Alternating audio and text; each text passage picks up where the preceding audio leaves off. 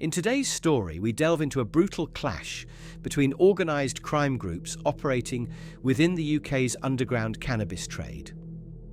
What began as a calculated raid on a high-value grow house quickly escalated into chaos, leaving blood on the floor, a trail of stolen drugs, and a murder that would send shockwaves through the criminal underworld. At the centre of it all, an Albanian Mafia-run operation, an Essex gang hungry for a score, and a desperate 999 call that captured the moment everything went wrong. This is the story of one of the most violent cannabis farm heists in recent history. In December 2021, a residential property on Cayley Road in Tunbridge Wells, Kent, was covertly transformed into an illegal cannabis cultivation site. This operation was orchestrated by an Albanian criminal network known for converting suburban homes into sophisticated grow houses equipped with hydroponic systems, high-intensity lighting, and advanced ventilation to produce substantial quantities of cannabis. To safeguard their investment, the Albanian gang employed individuals to oversee and maintain these operations. One such individual was 25-year-old Albanian national Jovan Pepaj. His responsibilities included tending to the plants and ensuring the security of the premises. Pepaj's role was perilous. Any breach or negligence could result in severe repercussions from his superiors. Concurrently, a rival gang from Essex became aware of the lucrative operation on Cayley Road. This group had a history of executing violent raids across southeast England, specifically targeting rival cannabis farms to seize their crops. To them, the Albanian-run grow house presented another opportunity for profit. Undeterred by the potential risks, they meticulously planned a raid, underestimating the challenges they would. In the early hours of December 4, 2021, the Essex gang arrived at the Cayley Road property. Armed and prepared, they forced their way into the house, anticipating minimal resistance. However, they were met with a series of reinforced metal doors, a testament to the Albanian Mafia's precautions. Inside, Pepaj was startled awake by the commotion. Reacting swiftly, he grabbed his phone and called for assistance from his associates.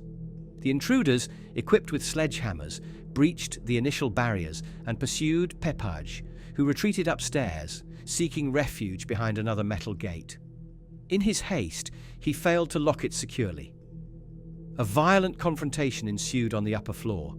Despite being outnumbered, Pepaj fought desperately to protect the operation.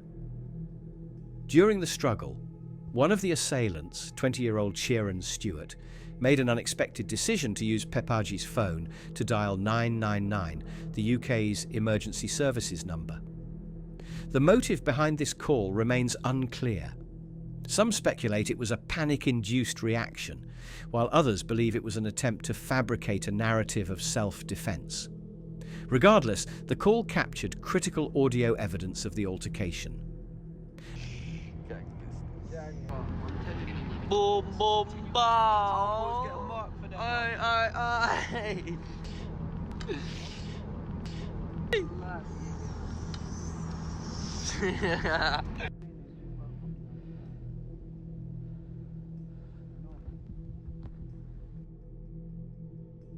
As the situation escalated, the Albanian associates, alerted by Pepaj's call, arrived at the scene. Their presence prompted some members of the Essex gang to flee, but Stewart, along with accomplices 18-year-old Kelvin Amuako and 28-year-old Bartosz Malawski, remained trapped upstairs with Pepaj. In a desperate bid to escape, they smashed windows, grabbed whatever cannabis they could, and clambered down the front of the house, leaving behind a trail of stolen plants. Unbeknownst to them, Pepaj had sustained multiple stab wounds during the altercation.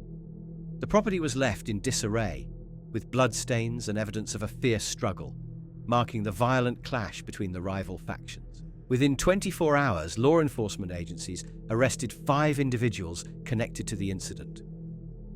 Over the following weeks, an additional 8 suspects were apprehended, bringing the total to 13. Due to the high number of defendants, The case was divided into two separate trials.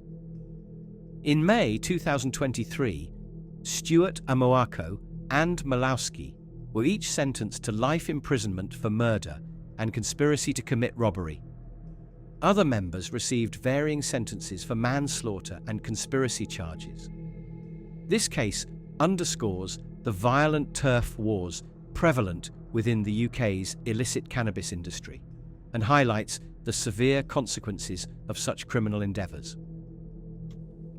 The Essex gang was no ordinary group of criminals. They had built a reputation across southeast England for their violent raids on cannabis farms, targeting rival operations to steal crops and resell them for profit.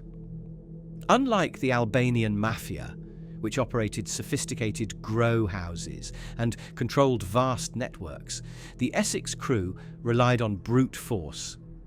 They didn't cultivate their own product. They simply took what others had grown, using violence and intimidation to claim their share of the illegal trade. By late 2021, the gang had already carried out multiple drug farm robberies, storming grow houses run by Vietnamese, British, and Albanian criminals alike. Their tactics were simple: break in, overpower anyone inside, take the plants, and disappear before police could respond. The Cayley Road operation was just another job to them. Quick money, low risk, and a guaranteed payday. The gang was led by Kieran Stewart, 20, a known violent offender from Hornchurch, Essex. His close accomplices included Kelvin Amoako, 18, from Ilford, and Bartosz Malowski, 28, from Chelmsford. These men, along with several others, had been planning the Tunbridge Wells raid for weeks. They had received a tip-off about the grow house's location and believed it to be an easy target. One man inside, no weapons, and thousands of pounds worth of cannabis waiting to be taken. They gathered their crew, loaded their vehicles, and set off towards Cayley Road in the early hours of December 4th, 2021. Their convoy consisted of 2 vans and a getaway car, carrying weapons including sledgehammers, knives, and makeshift bats. The plan was straightforward: force their way in, overpower the worker inside, take the plants, and escape before the Albanians could respond. But they underestimated the level of security. When they arrived, they quickly realized the house was fortified. The Albanians had reinforced the doors with metal barriers, making a quick break-in impossible. But instead of backing down, they doubled down, using sledgehammers to batter their way through. Minutes ticked by as they forced their way inside, unaware that Johan Pipe had already made a phone call that would change everything. This was no longer just another robbery. The moment Pipe's call went out, Albanian reinforcements were already on their way. What the Essex gang thought would be an easy job was about to turn into a fight for survival. At approximately 3:24 a.m. on December 4th, 2021, the Essex gang arrived outside the house on Cayley Road in Tunbridge Wells. The operation was meant to be quick: force their way in, grab as many cannabis plants as possible, and leave before anyone could respond. But things didn't go to plan. As soon as they reached the front door, they realized it wasn't going to be an easy break-in. The Albanian Mafia had heavily fortified the property. The doors weren't just locked, they were reinforced with steel barriers and multiple layers of security. The gang wasn't expecting this kind of resistance, but instead of giving up, they doubled down. Armed with sledgehammers and crowbars, they began smashing their way through the first door. It took minutes, longer than they expected. The noise was deafening, echoing through the quiet neighborhood. Inside the house, Johan Pipe was already awake. Pipe immediately grabbed his phone and made a call. The Albanian Mafia had a well-established system. If something went wrong, the workers inside the grow houses were to alert the gang immediately. Pipe knew that if he didn't call for help, he alone would be held responsible for the loss. The gang on the other end of the call told him they'd be there in 10 minutes. Meanwhile, the Essex crew had finally smashed through the first barrier, but once inside, they found themselves faced with another layer of metal doors. Frustration was setting in. The longer it took to break in, the higher the risk of getting caught. The second door finally gave way and the gang rushed in. But Papy wasn't waiting downstairs. He had already run upstairs and locked himself behind another metal security gate. The Essex gang chased after him, shouting threats, but Papy held his ground. He screamed into his phone, warning his associates that the gang was already inside. The Albanians on the other end of the call told him to stay alive until they arrived. With no way forward, the Essex gang turned their attention to the plants. They began ripping them from their pots, stuffing them into large bags. But at the same time, Papy was fighting for his life. Realizing he was trapped, the Essex gang tried to force their way through the upstairs gate. A violent struggle broke out. Papy fought back, knowing the consequences if he lost control of the house. But he was outnumbered and unarmed, and in the chaos, one of the gang members stabbed him multiple times. As blood covered the floor, one of the attackers, Kieran Stewart, made a bizarre move. He grabbed Papy's phone and dialed 999. What happened next would leave police scrambling to make sense of what they were hearing. The gang had just murdered a man, yet one of them was calling the police themselves. As blood pooled on the floor, Johan Papy lay gravely wounded, struggling to stay conscious. The Essex gang had just stabbed him multiple times, but in a shocking turn of events, one of the attackers, Kieran Stewart, grabbed Papy's phone and dialed 999. The reason behind Stewart's call remains a mystery. Some speculate that he panicked, realizing that the situation had spiraled out of control. Others believe that he was trying to create a false narrative, possibly framing the attack as self-defense. Regardless of his motive, the emergency call would later become key evidence in the trial, capturing the chaotic sounds of the raid in real time. In the background of the 999 call, shouting and panic could be heard. Stewart's voice was clear. He was screaming at Kelvin Amoako, one of his accomplices, urging him to stab him again.